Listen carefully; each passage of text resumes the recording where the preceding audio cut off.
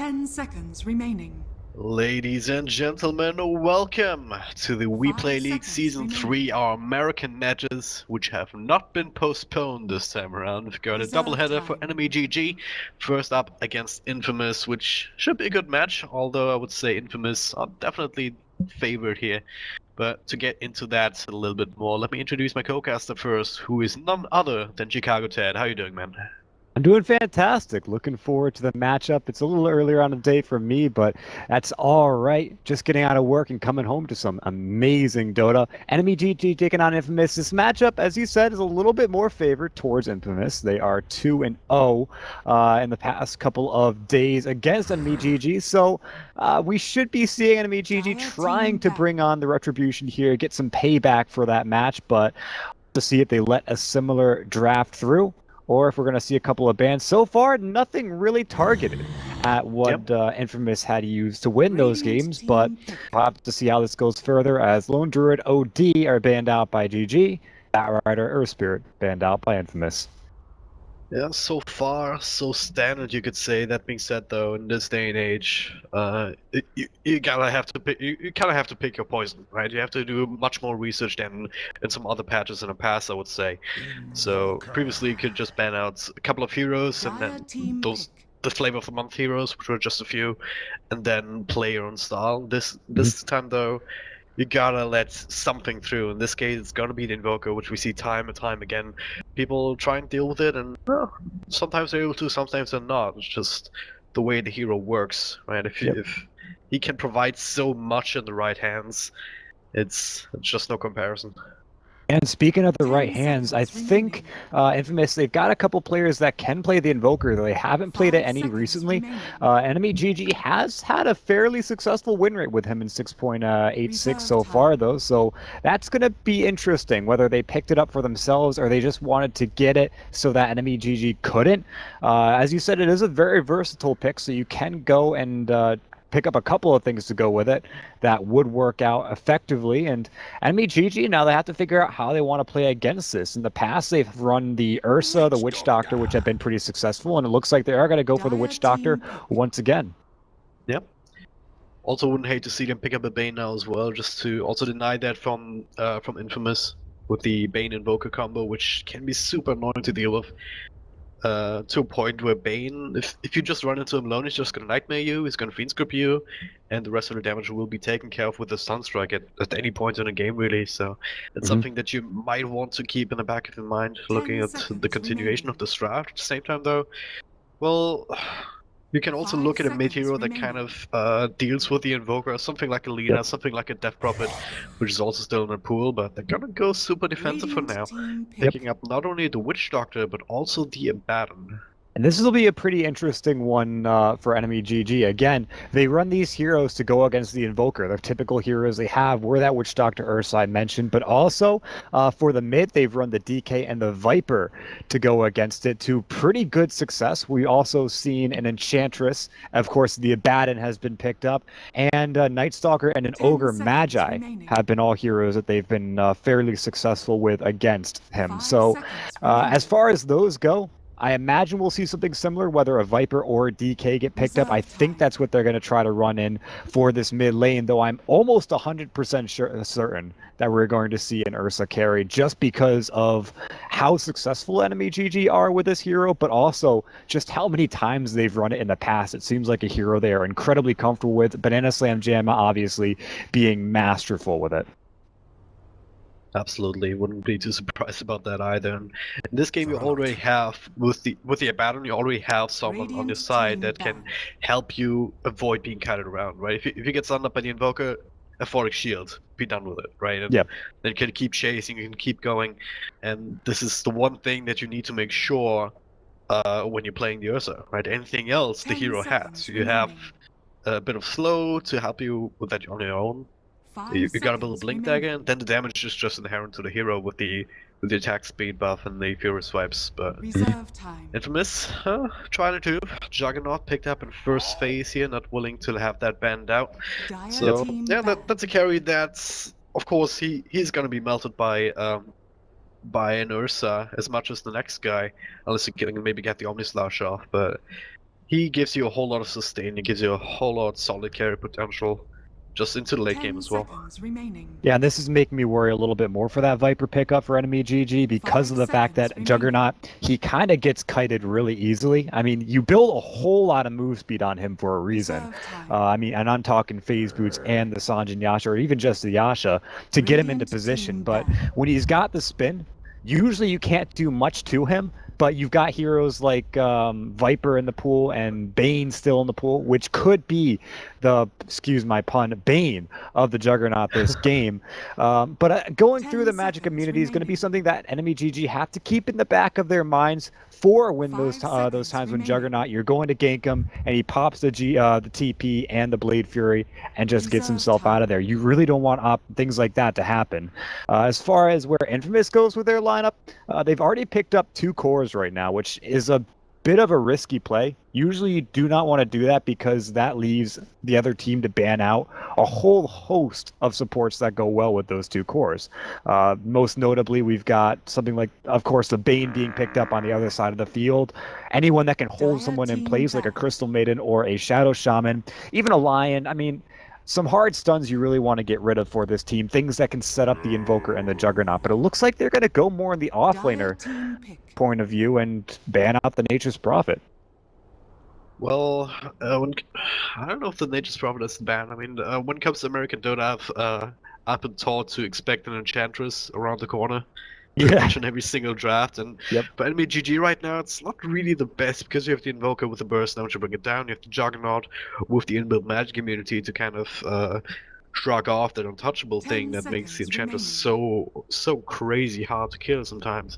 But Yep. for Infamous, 5 that's something seconds that remaining. I would actually not hate here right now. I mean, Well, I think their Reserve main time. point is that the Nature's Prophet is one of the more comfortable heroes for Infamous. I've seen them run it quite a few times, and they have a very good win rate with the guy for 6.86. Okay, about a 50, higher than a 50% win rate, but anything higher than 50, I guess, is something you want to get rid of, especially for the amount of times they've picked him.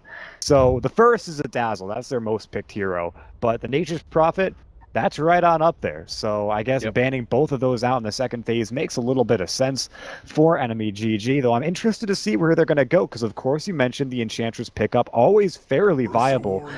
They are going to go for that Ursa that we talked about. So Radiant no team surprises there, at least for me.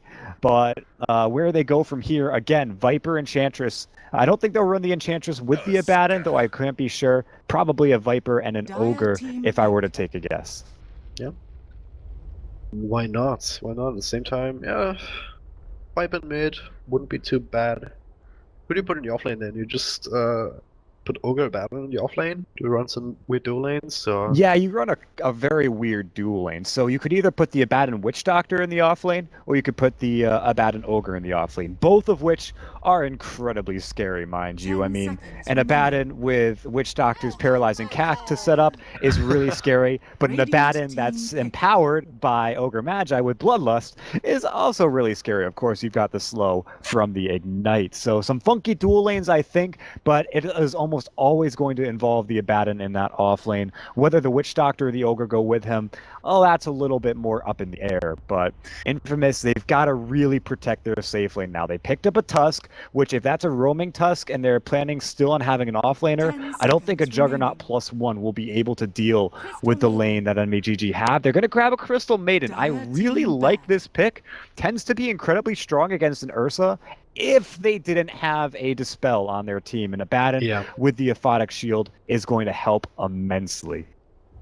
yeah, absolutely. It's you can still cast spells through the 10 frostbite, right? seconds remaining. No, wait, you can't. No, that's yeah, no. 5 seconds That's something remaining. else I'm thinking about. So otherwise, I would say it wouldn't be too good against the Abaddon who can just flooding cheat himself. Reserve If he is the time. one caught on frostbite early in the laning phase. But yeah, speaking of the laning phase, it is gonna be that Abaddon and Ogre Magi, both fairly Radiant tanky, team fairly hard to ban. kill, even with a Tusk and a Juggernaut on their team. Is the Crystal Maiden gonna be the staple to hold the lane together, or she's just gonna be the weak link?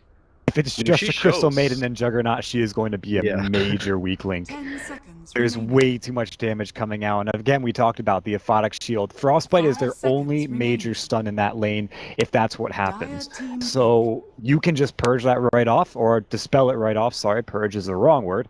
And just continue chasing down that Crystal or the Juggernaut, depending on which one you really want to kill. So EnemyGG, again, if they run this dual aggressive offlane, doesn't matter which support, and it goes against the dual safe lane of Juggernaut, Crystal Maiden, it will win every time. Tusk has to either stay in that lane, roam very sparingly, or they 10 grab a second seconds support remaining. and throw the Tusk in the off lane, neither of which are really that recommended, 5 seconds considering remaining. Tusk would have a lot of trouble versus an Ursa +1 lane. If this is a Viper pick now, I'm gonna call you a wizard. I don't know. It could be either Viper or It's gonna be DK, yeah. Dragon. Radiant All right, team it's close kill. enough. Close enough. I You called a the DK a earlier as lot well, earlier yeah. on. I was thinking of my options, and I figured the Viper would be possibly a little bit better against the Juggernaut, but the DK is the one that they run with the Abaddon 9 times out of 10 because of how tanky and just unkillable he can be if you do that. So I am not surprised to see the DK here. Again, I maybe would have liked to see the Viper a little bit more, but beggars can't be choosers, of course. 10 And seconds Infamous, remaining. I'm not totally sure what they run against this. Doesn't seem like they play 5 against the seconds DK all that remaining. often. If they're throwing a second support in here, Reserve time. I'm not sure. Honestly, I really am not sure. Perhaps we see a Venge. Is she banned out yet? No, she's not. So maybe, but a Brewmaster. That's No, it's just one of these heroes that kind of sneaks up on you. expecting. No matter what kind of position he's in, could be with the off lane or mid lane. Yeah, is that a mid lane Brewmaster here? Is Z-Talk picking that one up? Is Z-Talk the mid player? I kind of forgot. I'm sorry. My prep is kind of lacking. Oh god. But yeah, there's a pause anyway. One guy DCing from each team, so you're fine.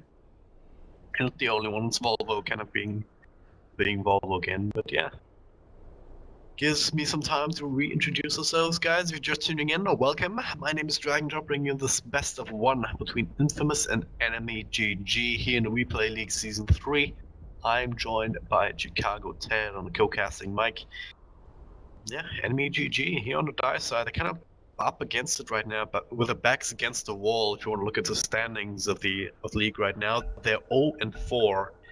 There's 14 points in total that you can get with 8 teams in a group and each team playing each other twice. So they kind of have to start winning a time right now if they want to try and solve the situation. On the other side, if you look at Infamous, they're 4-2. They win this one, they're up right up there and tied up with Elite Wolves, who are maybe the first team that you think about when you think about Peruvian teams, but Infamous definitely up there with them. And that's also reflected in the standings right now. So yeah, the game is resumed. Let's take a quick look at our lineup, starting with EnemyGG. Flying Zebra here on the Ogre Magi, together with Sovereign playing that Abaddon, probably the dual offlane Slayer on the Dragon Knight mid, Frozen on the Witch Doctor, the secondary support. That leaves the safe lane all to Fuzzy Wuzzy, played by Banana Slam Jammer.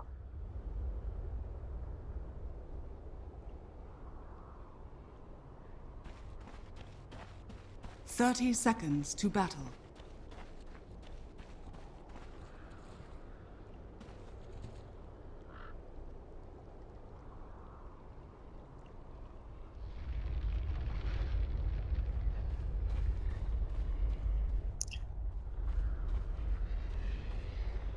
It's like he has a spin if he wants to go for the rune here, but he shouldn't. Yeah, he shouldn't really. There's 4 heroes showing themselves. That's gonna be a 1-for-1 trade, nothing else really happening, and yeah, lanes end up taking shape. It is gonna be Tusk making their way to top lane as well, together with Axel. They're just leaving Juggernaut alone for the time being. It's like,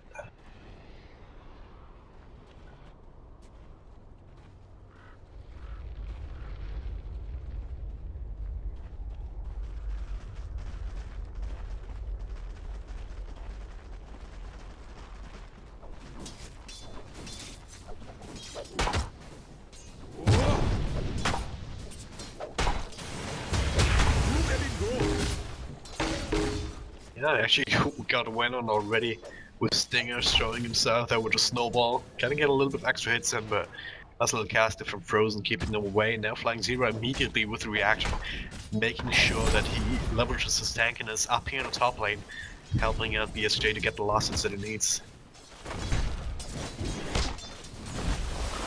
Oh, Frozen. He gets caught with the frostbite here. A couple of Reckless will do that. Might be the first blood. They can just get the last Reckless in. There it is with the snowball too. Stinger grabs it. And, well, that's a Witch Dog. He can dish out with the high amount of right-click damage that he has early on. But he can't really take all that much.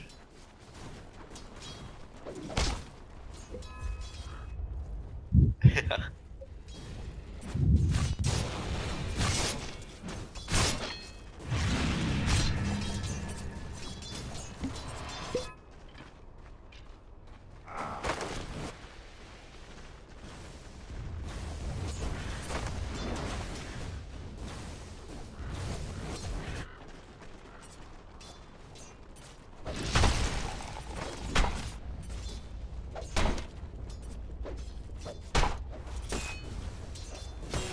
This'll come in handy.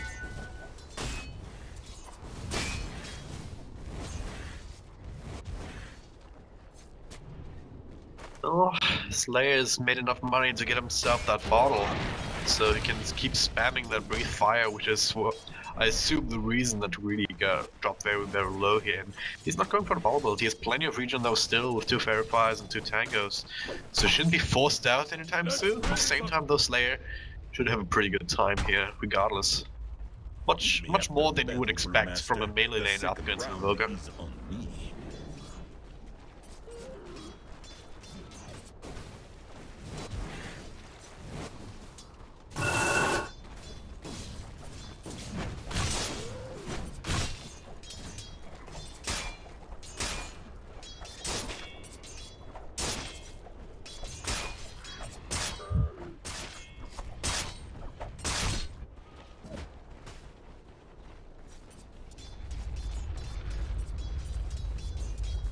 Coming through.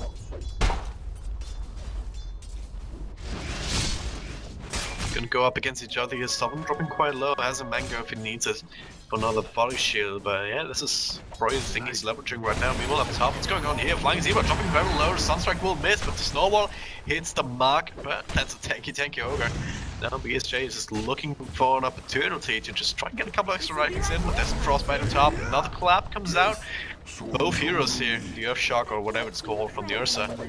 But Z-Talk 2 points into his Thunderclap. A little bit better in this particular instance here. They should bring down the carry. Now looking for more Frozen. Call for Frostbite once again, throws out the cast, which will not be enough to keep them away for long as it is only level 1.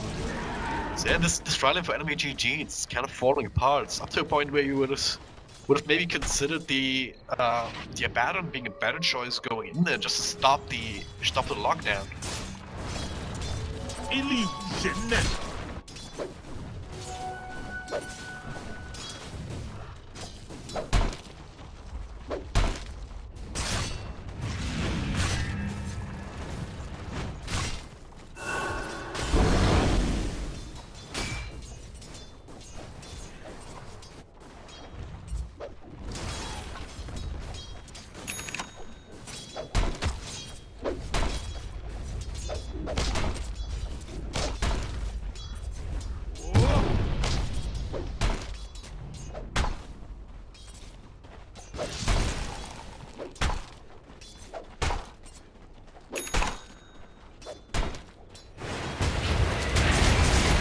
Bottom lane, oh god. Well, I'm getting better at my camera control because I got there just in time for the snowball to come in and then the Omni Slash, all 3 swipes into the battle. Nothing that he really could have done there to react, so very nice little rotation.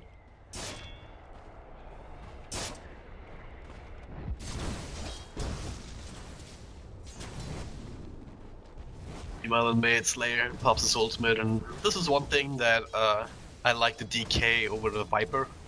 Well, where I would like the DK over the Viper is just the pushing potential it gives you, which EnemyGG have been lacking so far. That does give it to them, so this mid lane actually still working out very well. Coast now, Flying Zebra shows his face, greedy. Well, they can get the follow-up, they can with the Dragon Tail. A couple of right-clicks should do the trick here, but Greedy turns it around with a Fairy Fire, with a Meatball. It looks like he might actually be able to survive here, but Slayer and Zebra, they want this guy. Another right-click comes out, and that's enough to even get Dragon Knight a kill. Not exactly solo kill, but still very, very useful, especially considering the way his top lane has been going.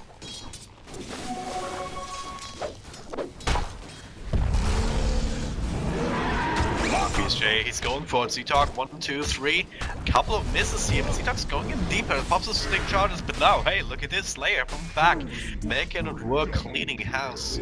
They did not expect that backstab. And yeah, now middle lane already going well. Now making a 0 count in the safe lane, salvaging that to some degree.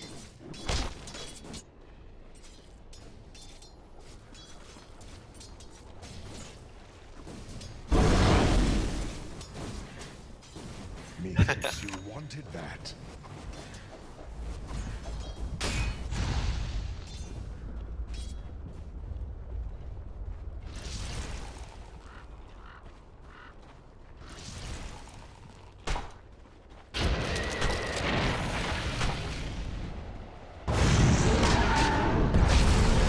Oh, stingers.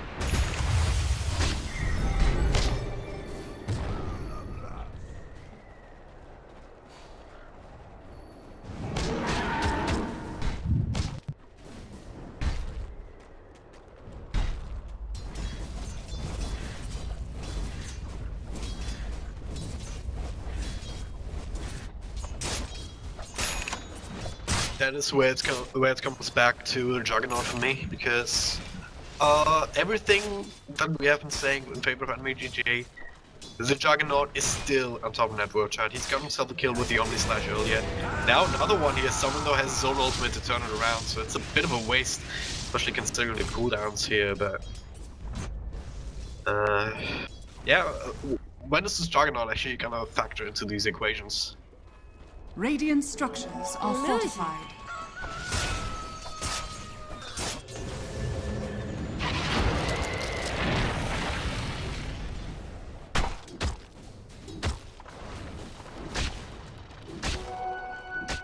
Oh, look at him go! Hold on, middle lane, or root spot. Okay, Stinger just pops a sigil and Slayer just says, nope, not gonna go any further. Nice little shots of blocking him in. There's a help coming. There is indeed. Greedy on the Invoker joining in. Frozen does have another cast in the second though, and Flying Zero teleporting in to try and help. There it is. Perfect position for the cast too. Sting and Greedy going in a little bit too close. But now the meatball comes out. Slayer caught in the midst of all of that. He will end up falling as Z-Talk also joins in. With the split here, they will also find Frozen. With that cool set of abilities that he has, Stinger miraculously makes his way out, despite the rotations coming in from enemy here.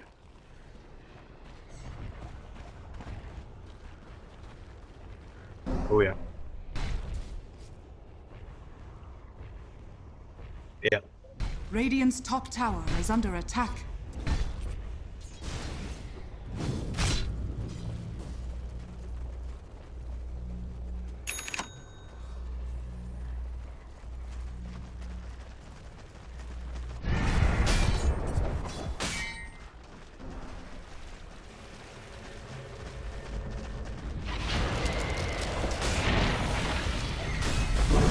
Secure this tower now, dropping quite low, but there's 3 heroes there. EnemyGG might, yeah, well, they will get the tower denied, so now the on the run Slayer dropping quite low to the right click. The cast comes out just to stop them chasing further, but looks like enemy they want to find more. But do they have any extra lockdown? Doesn't really look like it. Slayer just keeps being controlled up by the frostbite here. Another commitment. They don't get the tower. They don't get any collateral damage done. Well, Kotaro is making his way over there in case he could have maybe tried and help stack someone up, so he wasn't exactly farming during that time, but Z-Talk was on the top lane, but his ultimate's on cooldown anyway, so no reason not to do this.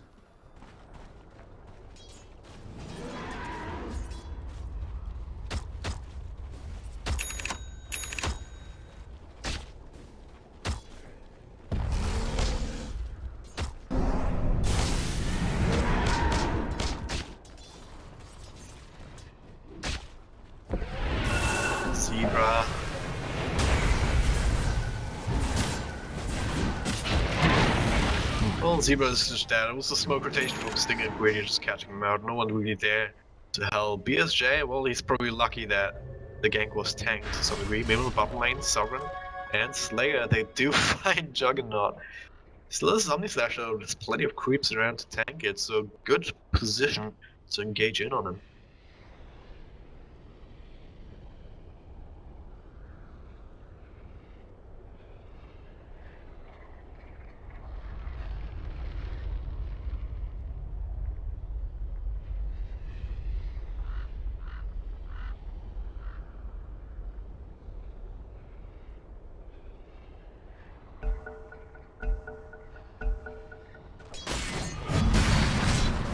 Yeah.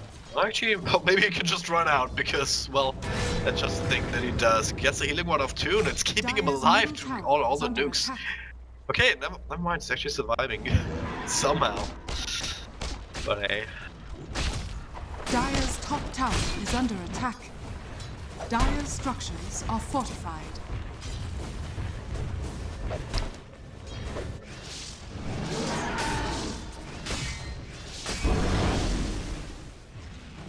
Dire's top tower has fallen.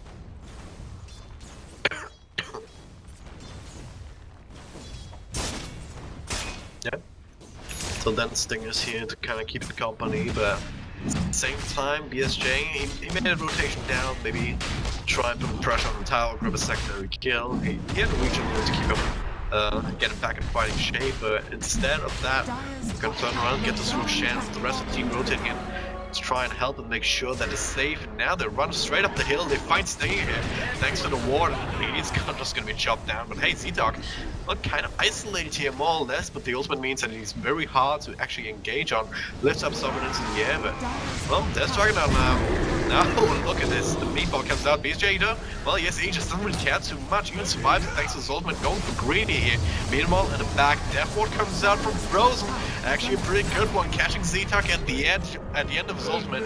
That's a 4-0 trade so far. I mean, they only expend the agents, but this is about as good of a trade as you can get for it. Dire's top tower is under attack. Look at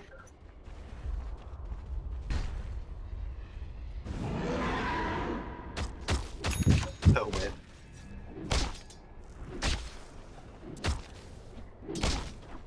Radiant's bottom tower is under attack.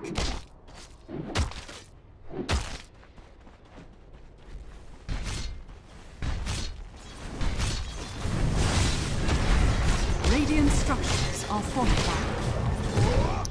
So you want to fight, Zeta comes in, doesn't have his ultimate though, got the clap on 3. Is that really gonna be enough? The Juggernaut still hangs on to his ultimate. Couple of creeps will you have to clear up, but there's still so many heroes that level 1 Omnislash not gonna be able to do so much, but now they will find BSJ with that as well as the Sunstrike, more than enough to bring him down. Everyone else on the run as well. Flying Zero should be the secondary casualty here, so enemy, huh? I thought they would get the tower as well, but they just end up overstaying their welcome. Which is infamous, kind of leveraging the inherent tankiness here in the Brewmaster, even without his ultimate. Dire's bottom tower is under attack. Radiant's top tower is under attack.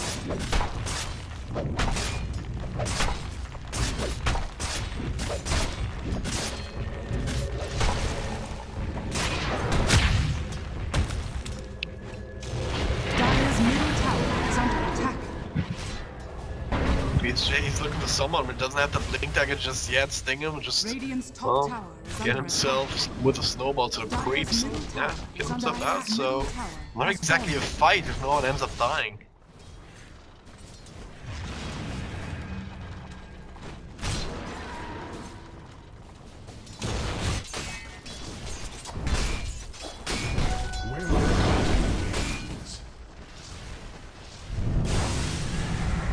Radiant's bottom tower is under attack.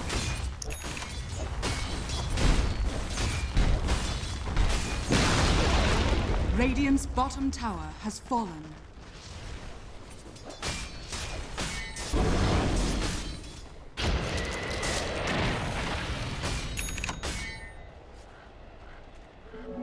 So if we look at the network distribution, you see the Invoker right up there, together with the Dragon Knight, but if you look at the cores, Do we have the Juggernaut with a little bit of extra money on this build compared to BSJ, and that's with all the Roshans going down.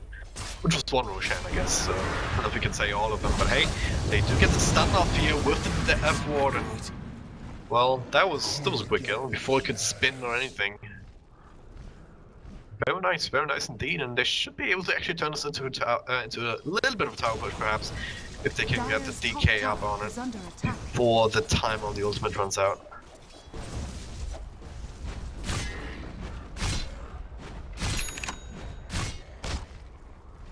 Oh yeah.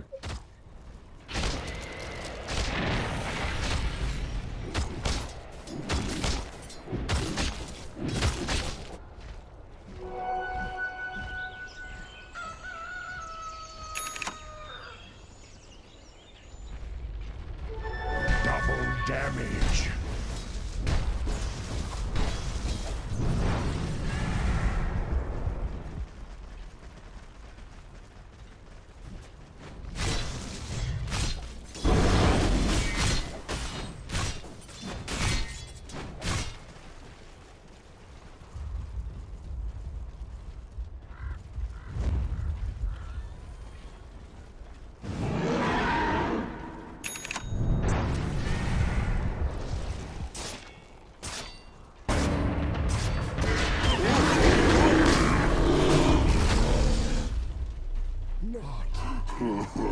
Free of me!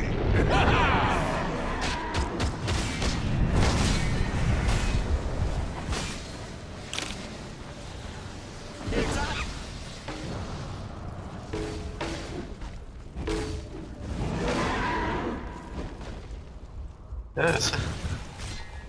Well, he's not covered up though, so he will end up dying. At the very least, he did create a lot of space for everyone else, but still, that's a 5-man smoke gang to turn into 2 kills on 2 cores, 2 substantial cores as well when it comes to teamfight control and damage on the side of Infamous. So I think Enemy can be happy about that. It will swing the graphs right around, get BSJ after the Blink Dagger to decent time to the next item, whatever that may be. Probably the BKB, as you said, but then this is something that you have to worry about. If he has a BKB, what does Infamous actually have to control him up? Only really the Tusk for just a fraction of a second.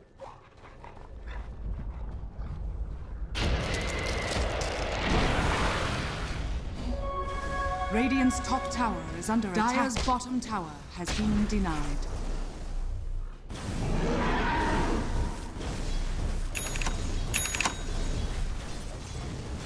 Radiant structures are fortified.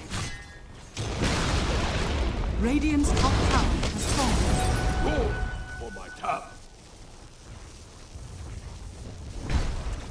Radiant's top tower is under attack.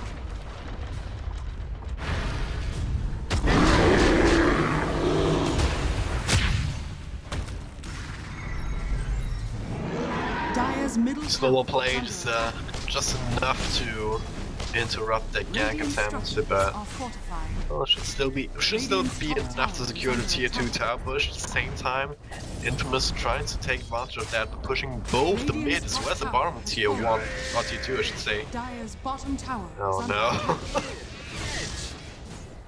Well, After will give his life for it. But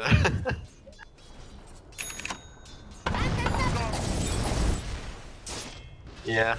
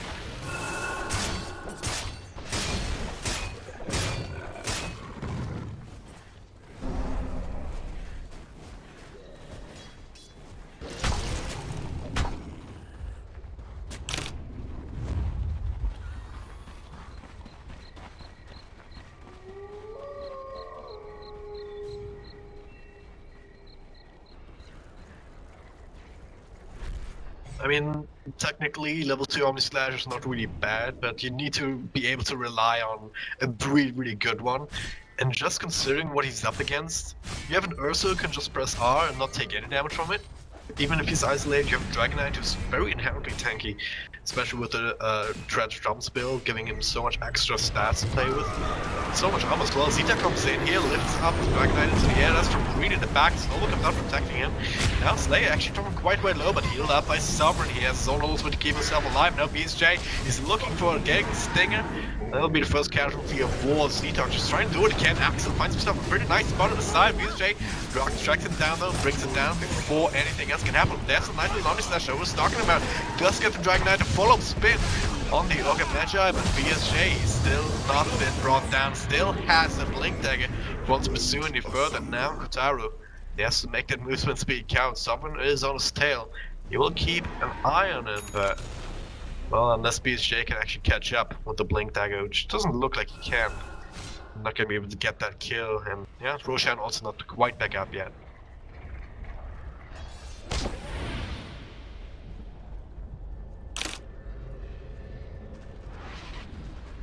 Yeah.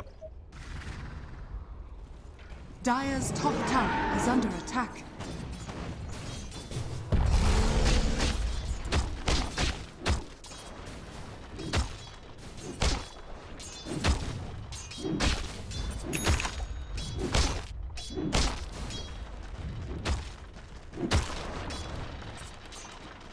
I'll take that as tribute.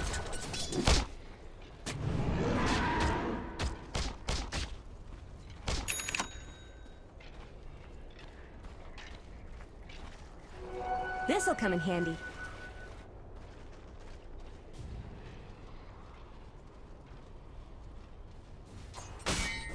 Yep. That's what I was just talking about, right? The sustain potential inside of enemy, just coming from the Abaddon as well as the Ursa with his ultimate just tanking up all the damage. Now the BKB too, so he's not gonna be controlled up as much, or even damaged by the Invoker. And BSJ, he can feel super confident right now, especially if they get the Aegis on the spell too now. I mean, what's there to stop him, right? They have to, as you say, try and play around him, but they don't really have the mobility and all the heroes to really make it work for them. If they have to disengage when BSJ pops the BKB, they're gonna lose people. Now they might lose Z-Dog here if he doesn't blink out right the hell now. Well, he actually blinks in, he pops the ultimate, but Slayer didn't quite get the stun by the looks of it. Now the fight comes out, BSJ looking to find someone. Not like the BKB just yet, there it is now. Looking for Kotaru here, pops the Omni Slash, but there's plenty of heroes to divide it up against Stinger. Once again, first one to fall on the side of Infamous, and the rest of them, just trying to get the hell out. Slayer does have another stun in a second though, but no extra spin on Juggernaut, but jukes it out. Oh my god, no. The jukes are real. Gets Metastal delivered, just laid him a little bit longer. And, man, that could have been even more disastrous there for Infamous if Slayer didn't get juked there. Just as simple as that.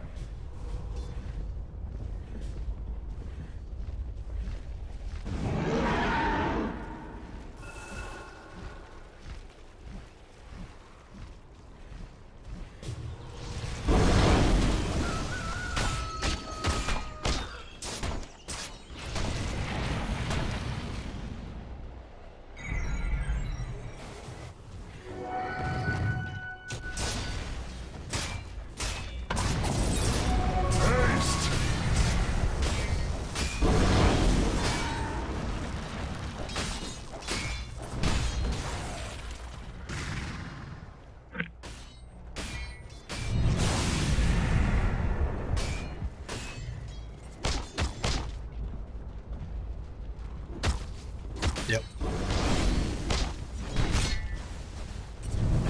Radiant's middle tower is under attack.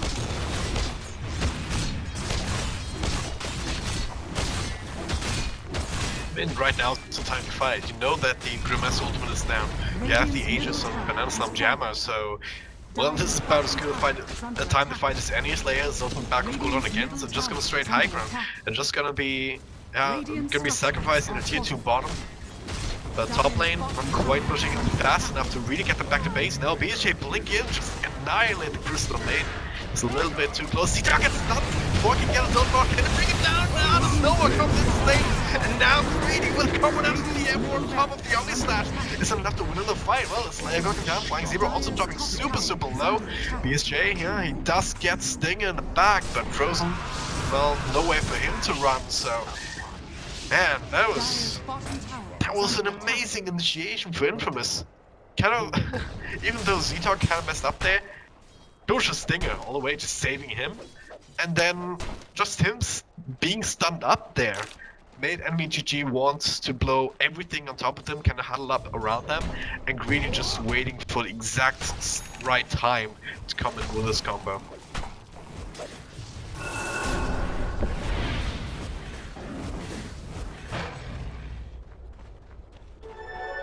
Double damage.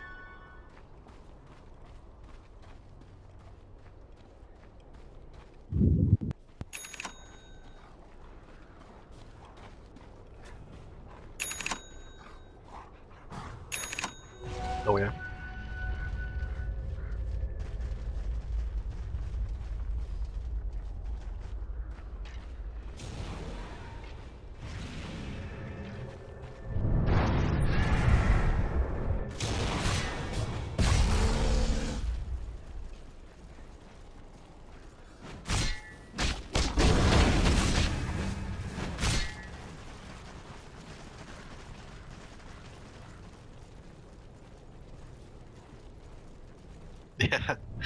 Yeah, this is on a power curve here. They, as you said, they finish off the Basher, they have the BKB on Slayer now. They have Sovereign also with the Vlad helping them out. It looks like they want to go on Z-Talk. They his ultimate still down, so he can't really protect himself. If he wanted to turn around and fight, yeah, well, spin is out for Kotoramon. That means Slayer can come in. Then BSJ, well, gets control up, pops the BKB. Both of them now, they've just annihilated Tusk. There's the Omni Slash coming out, not really doing too much though. It's a little bit of spread damage now. Kotaro, a couple extra right clicks should do the trick. BSJ, he wants it for himself. But, we'll need another blink, we'll have it now, and there it is. That's Juggernaut going down. Axel's still alive somehow, but not for long. BSJ, actually it's BKB right now, so he will have to pop the Aegis, but it's just that, it's just the Aegis. He doesn't really care too much. Z-Tech's ultimate, that will run out.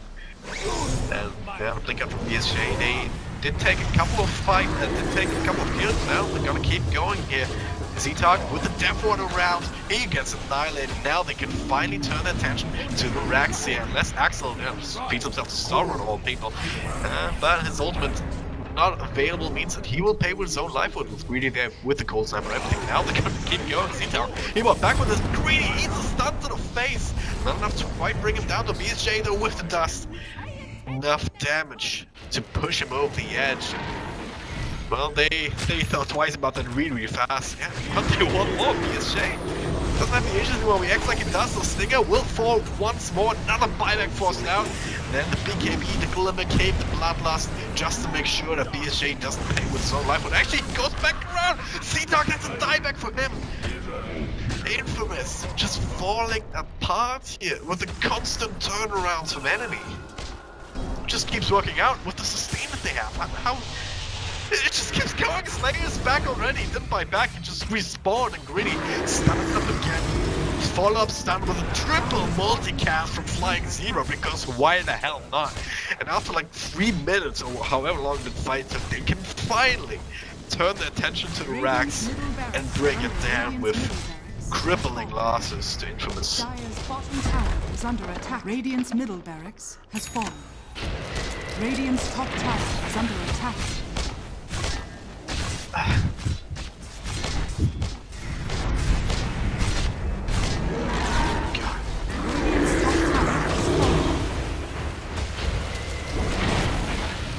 Dire's courier has been killed. Radiant's top barracks are under attack.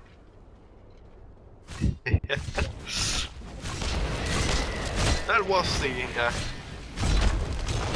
Radiant's top barracks has fallen. Radiant's top barracks are under attack.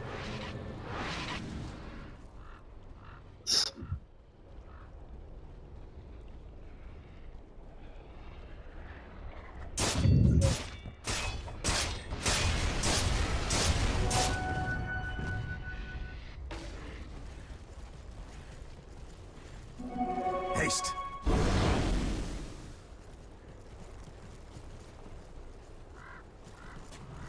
Yeah.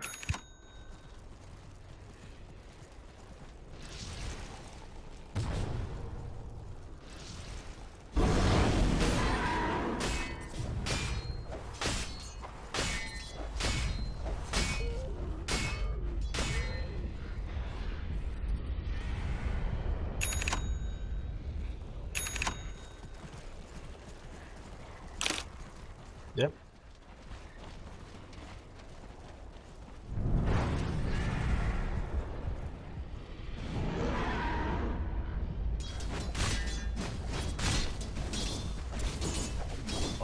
Also, by the time, I guess they want to wait on the Dragon Scepters to push because, well, of course, the courier was holding the one Slam Jammer, but there's still already one Finnish and Sovereign as well, and that Aghanim Scepter on the Abaddon, they just seem to get game-winning item after game-winning item here, and they just use their timings super well every single time. I mean, they get the BKB on BSJ and the Aegis, they're gonna go in, right? They get the BKB on Dragonite and the Basher on Ursa, they go in again, right? And now they have Ether Lens on Ogre Magi, Axe on the Battle. I wouldn't be too surprised to see them go in right now again and at least secure the Roche pit for the upcoming Roche.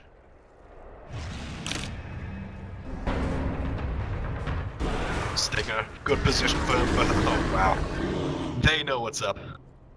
Yeah, he was in a good position. Radiant's top barracks are under attack. He was in a good position to just pop the smoke and maybe survive, maybe just try and get out there, but enemy knew what's up.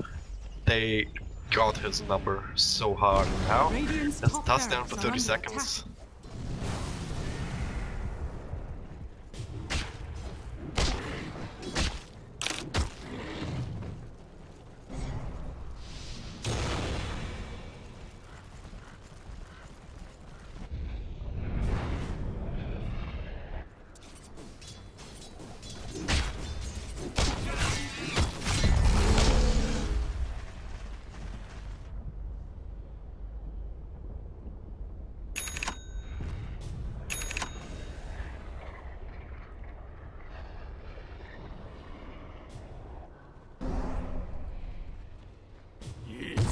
Radiant's bottom tower is under attack.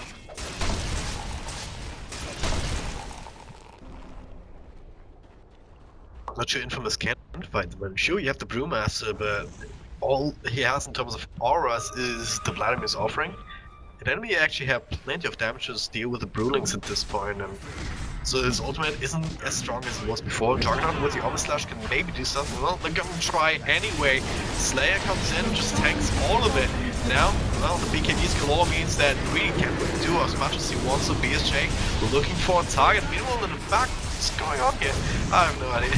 BSJ still looking, flying Zero and the Slayer, trying to make a way to the high ground. Right now, it looks like Infamous actually taking it better in the fight, because the enemy can't get the damage out. Flying Zero will fall once again. Slayer is being controlled up by Stinger and Greedy here.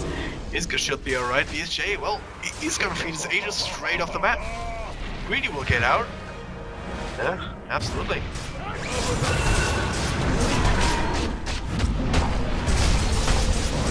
Oh god.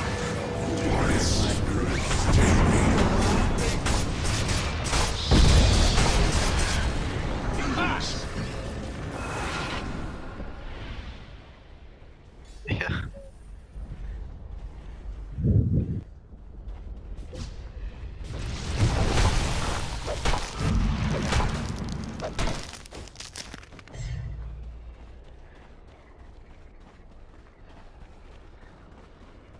Radiant's middle tower is under attack.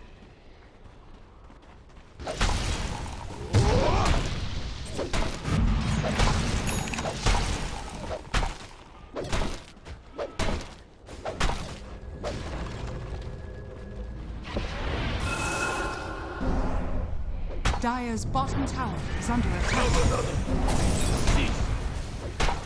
Dire's structures are fortified. And I want some buybacks here with neither Slayer nor BSJ obviously want to use him with that low of timer, so I might just let this tier 3 Dire's go. middle tower has fallen. Also tier 2 mid, but it looks that here Kotaro able pick that up as well. Yeah. Well, this is how the cookie crumbles, perhaps. I mean, just a little bit of overconfidence, a little bit of a bad position on team fights. I mean, I was looking at BSJ the entire time. I was expecting him to start chopping away at people, but Infamous were doing such a good job kiting him around, and as a result, they got right back into this game. I mean, at least when it comes to momentum, in terms of objectives, obviously they're still behind by essentially 2 sets of racks. Not really counting the range racks that's still standing up top here.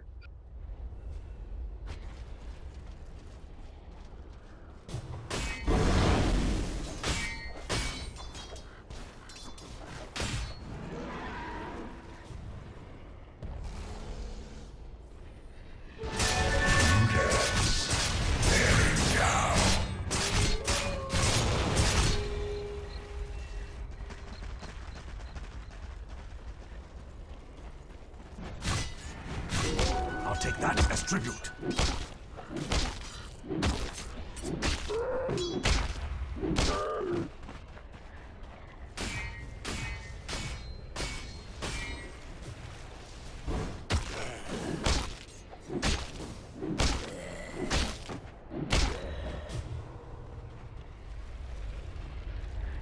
Yep.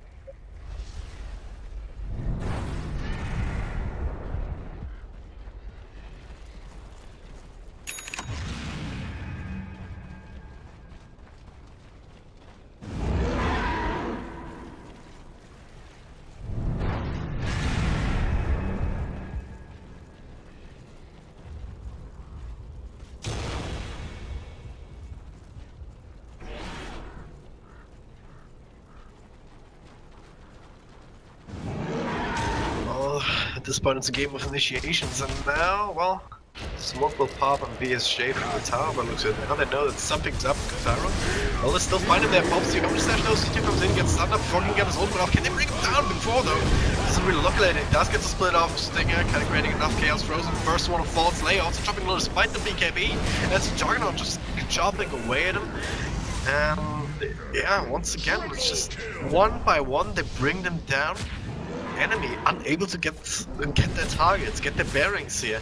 This particular fight, even Sovereign does have another ult in 15 seconds, but they're doing the best to track it down. They do get the clap of the storm, plus Stinger with the extra control, and another 4-man wipe of what should have been an initiation by EnemyGG.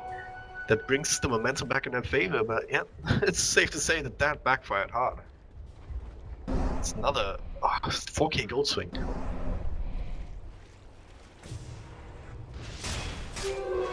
Invisibility. Oh yeah.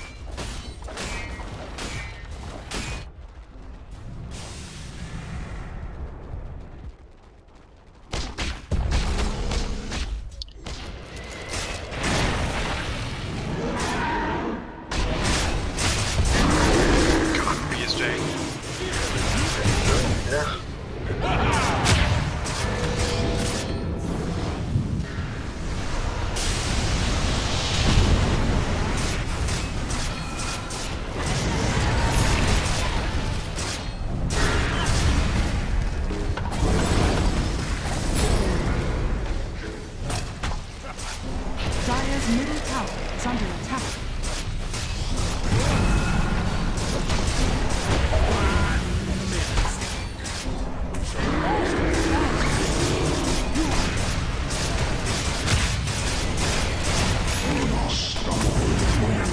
Dire's middle tower is under attack. Dire's middle tower has fallen. Dire's middle barracks are under attack.